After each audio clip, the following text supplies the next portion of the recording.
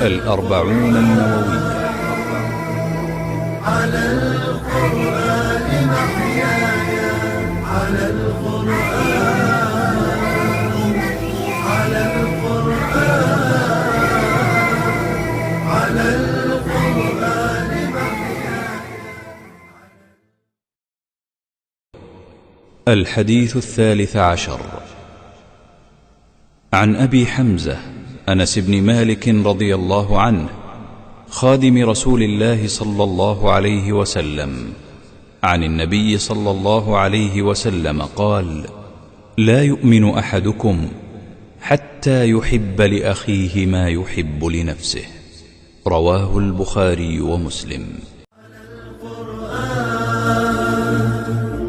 على القرآن محياي، على القرآن،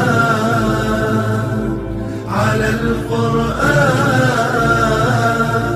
على القرآن محياي، على القرآن